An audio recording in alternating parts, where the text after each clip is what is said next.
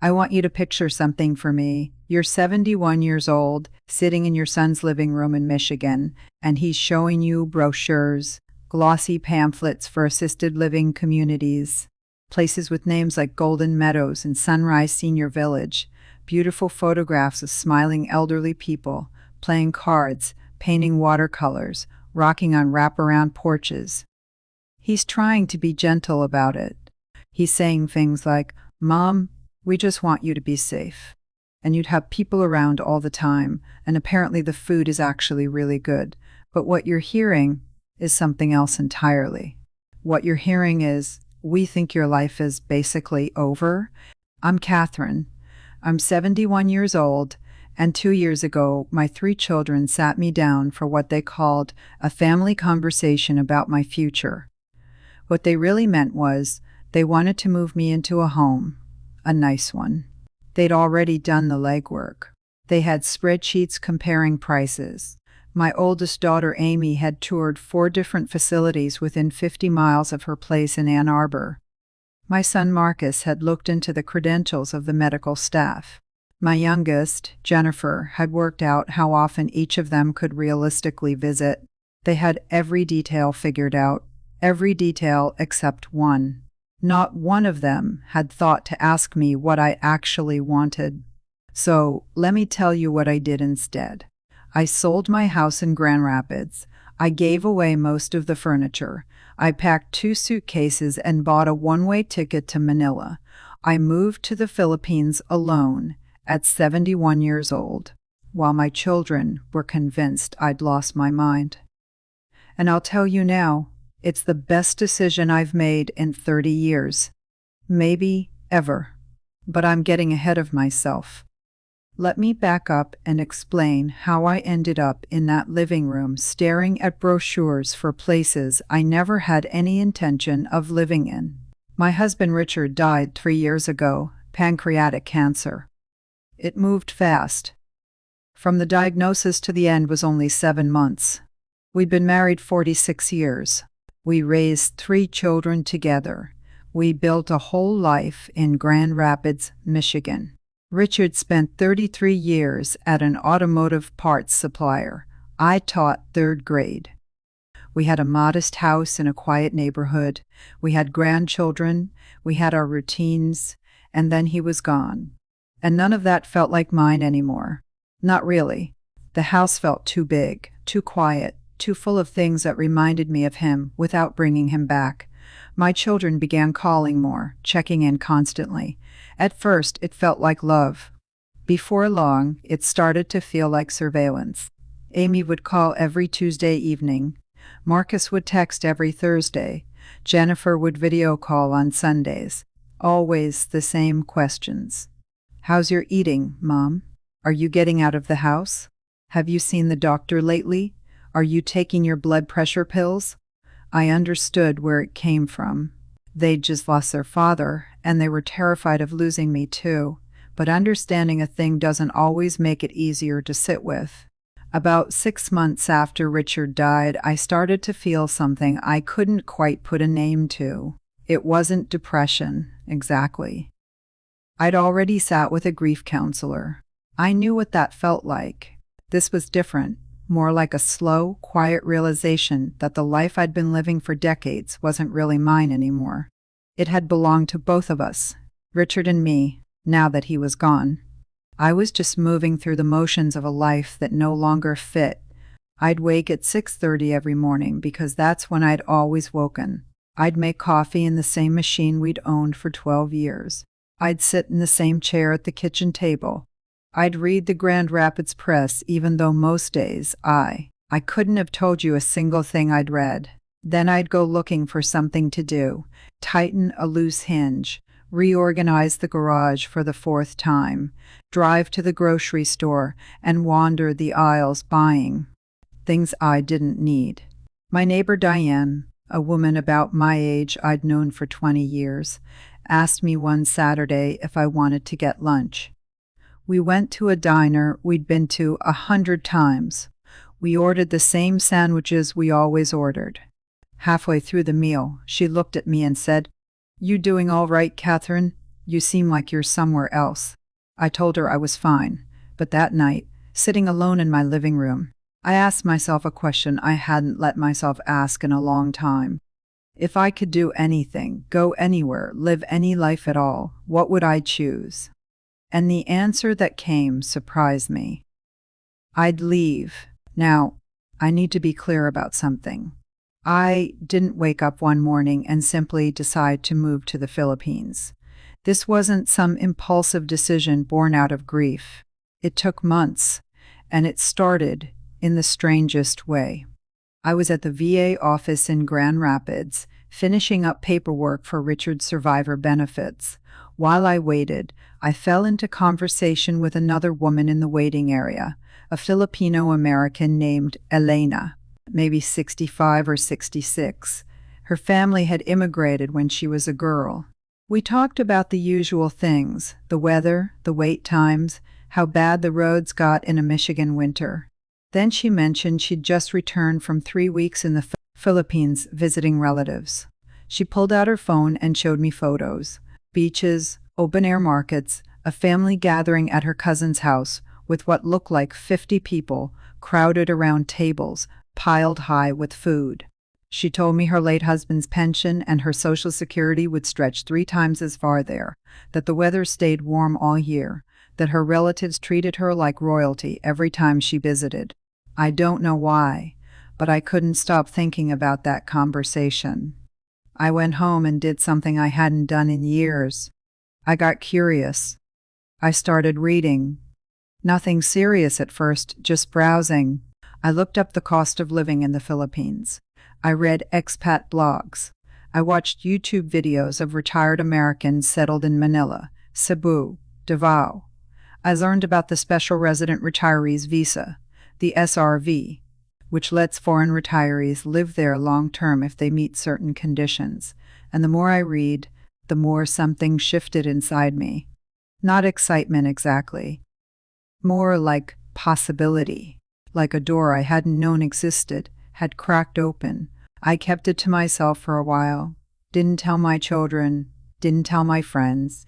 I just kept reading. I joined Facebook groups for expats in the Philippines and started asking questions. What's the healthcare like? Is it safe? How hard is it to find a place to live? What do you miss most about home? What do you love most about being there? The answers were all over the map. Some people said it was the best decision of their lives. Others had moved back after a year. But the ones who'd stayed 5, 10, 15 years, they all said the same thing. It's not perfect, but it beats being lonely in a country where everything costs twice as much and nobody has time to sit and talk with you. That landed harder than I expected. After about 4 months of reading, I made a decision. I would take a trip. Just a trip. 2 weeks. I'd see Manila and Cebu. Maybe Dumaguete. See it with my own eyes.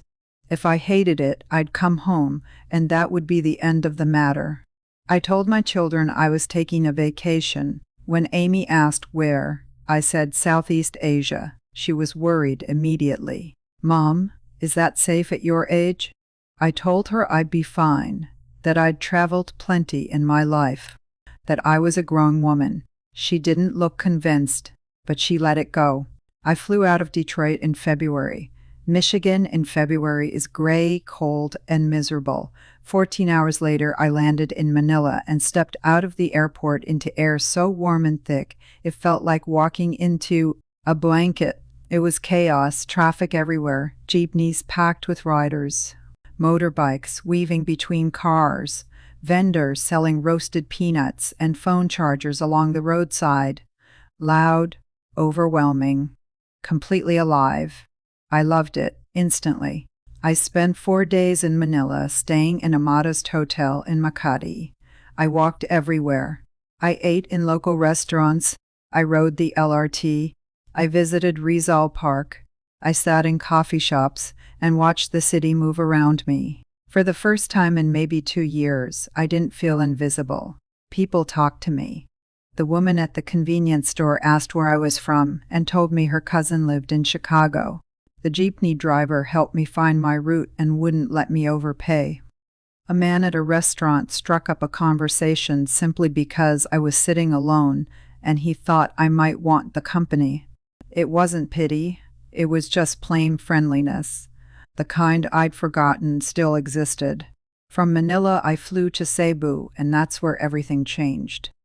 Cebu City is smaller than Manila, but still a major city, over 1 million people, with malls, hospitals, universities, an international airport. But it also had something Manila hadn't quite given me. It felt manageable. I could picture myself living there. I stayed in an Airbnb in a neighborhood called Lahug, a small one-bedroom on the 4th floor of a mid-rise building with a balcony overlooking the city. Rent was 22,000 pesos a month, about $400. Furnished, with Wi-Fi in a safe neighborhood. I sat on that balcony my first night with a San Miguel I'd bought at the 7-Eleven downstairs for less than $1, and I thought I could do this. Not just visit, live. I spent the following week exploring. I went to Ayala Center Cebu, one of the big malls, grocery stores, pharmacies, clinics, a movie theater, restaurants, everything under one roof. I toured Chunghwa Hospital, one of the largest private hospitals in the region. Clean, modern, English-speaking staff. I asked about costs. A general checkup ran around 1,500 pesos, about $27. Even with Medicare back home, I'd have paid more. I talked to expats. I met a woman named Georgia from California who'd been in Cebu 8 years. She was 74. She told me she'd moved after her husband passed, same as me. The first few months were rough, she said. But once she found her rhythm, she couldn't imagine going back. She introduced me to her neighbors, her friends, the woman who cleaned her apartment twice a week. She took me to her favorite restaurant for lechon, roasted pig. So good, I went back 3 times in a single week. By the end of those 2 weeks, I knew.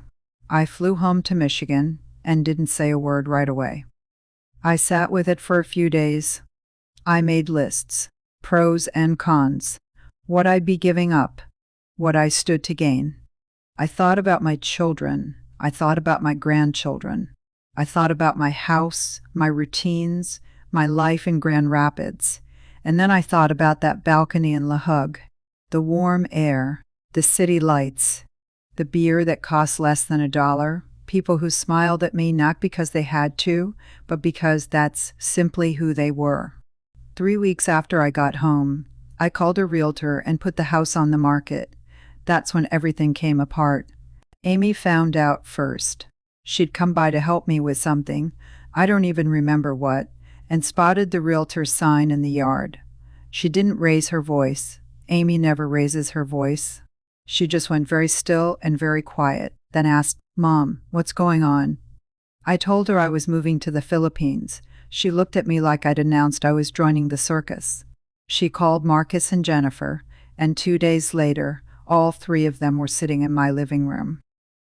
That's when the brochures came out. Amy did most of the talking. She'd clearly prepared printouts, articles, a list of concerns. "Mom, you're 71. You don't speak Tagalog. You don't know anyone there. What if you get sick? What if you fall? What if something happens and we can't reach you?" Marcus jumped in.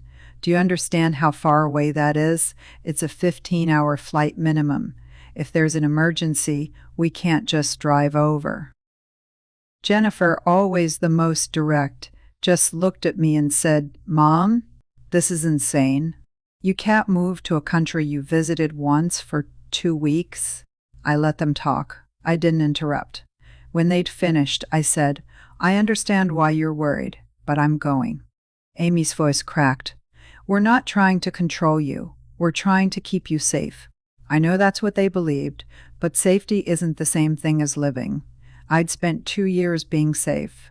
Safe in my house in Grand Rapids, safe going to the same grocery store, the same diner, the same VA office, safe and small and so terribly lonely. I didn't say any of that out loud. I don't think they were ready to hear it. Instead, I told them I'd done the research. International health insurance, enough savings, connections already made with